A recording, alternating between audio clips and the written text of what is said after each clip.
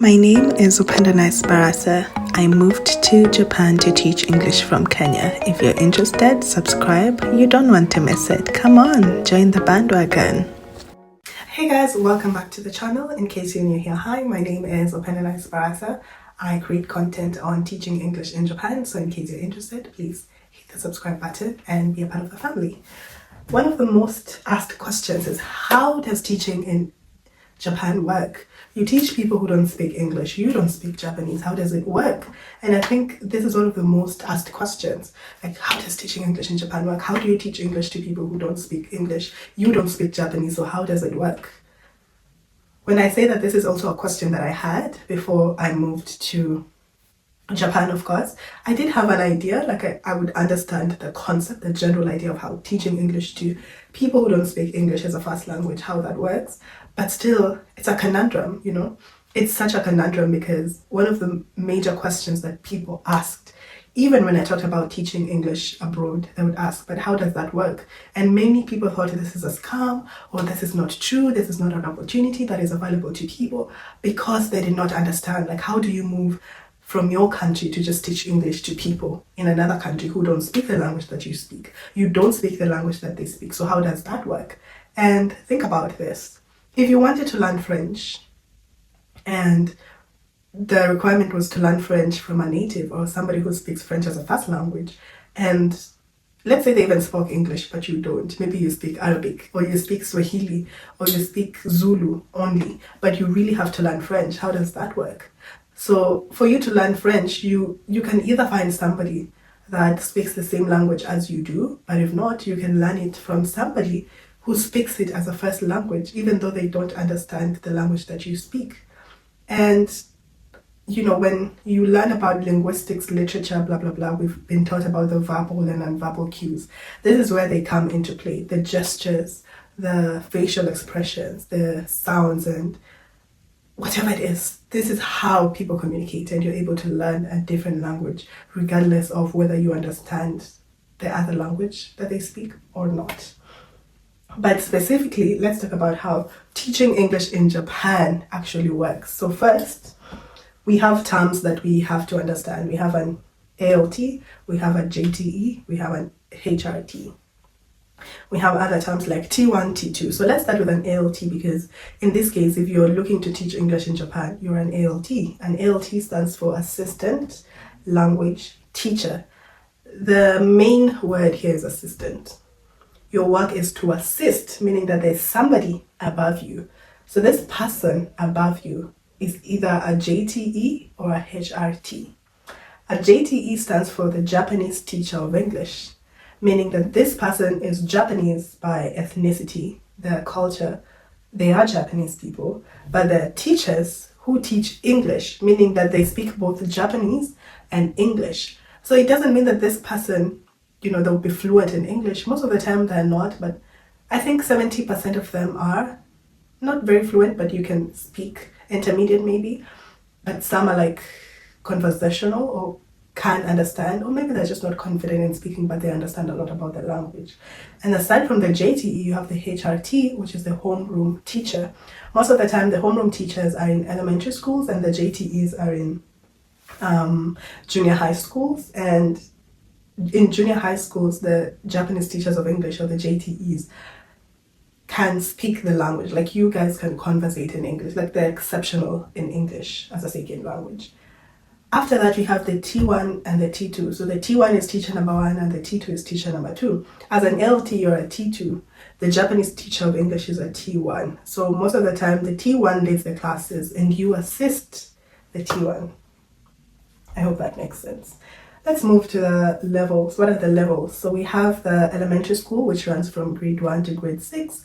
And then we have the junior high schools, which run from grade 1 to 3. And I think high school, I think they also run from grade 1 to 3. I'm not sure because I've never taught in a high school, but I think that's how it works. And usually they start learning English from grade 3. So grade 3, 4, 5, 6 take English lessons, and then junior high school grade 1 to 3, and then high school 1 to 3.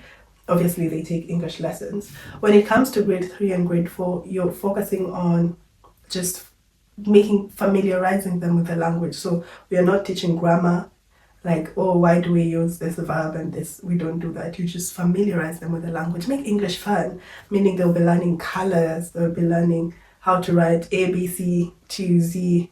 Not much of writing, but more of communicating and saying and conversating, making them speak it, away from the structural forms of the language. Usually you might have one or more than one school. So for example, I teach 3 schools. So I have 2 elementary schools and 1 junior high school. Some people just have an elementary school, but in most cases you will have multiple schools. Next, we do have training. So if you're a new LLT, you don't have to worry about, oh, what is expected of me. Many companies or organizations do offer training, a full week training. They show you what you're supposed to do, what is expected. But to be honest, a lot of these things you will learn in class. Every day is a learning experience, especially for me. I feel like every day I get to learn something new. And the training sometimes it's just enough to get you started. But majority of what should be done and what is to be applied, you learn on the job. Next, we'll go to lessons. So many schools start school at around 8. Their classes would start around 8:30 and they would end at around 3:10, 3:30 thereabout. So they only have 6 periods in a day, meaning they have 6 lessons. And yeah, I think this was such a huge shift for me because back home school would run from 6 a.m. And if it's a boarding school, it stops at 9 p.m. If it's a day school, it stops at around 4 p.m. But most of the time it would stop at around 6 p.m. as well. So that was such a huge adjustment. So the maximum lessons you'd have in a day is 6 lessons. But most of the time it's between 3, depending on the size of the school, the number of classes that they have. Expect to have classes between 1 and 6, sometimes 3, sometimes 2. Also depending on the number of schools. And then they also have special classes. So for the special classes, usually they are part of the normal classes, but sometimes they have their own classes. So expect to also teach special needs students, which is not difficult. If anything, I think that's my favorite class to teach, the special needs classes. And let's go to the textbooks and the content. So the resources that you need, obviously, lots of flashcards with pictures on them and the English words. You really need to learn how to simplify the English language, make it as easy as you can, because for somebody who's learning the language for the first time, you want to find the easiest form of the English language. So if you were to say, let's say hard, avoid saying difficult, just say it's hard, because difficult is easy, it's the same thing, but hard is an easier version of difficult. I don't know if that makes sense. I think it does. So we have flashcards, we have audio visuals, so the projectors, the radios, and then you have textbooks.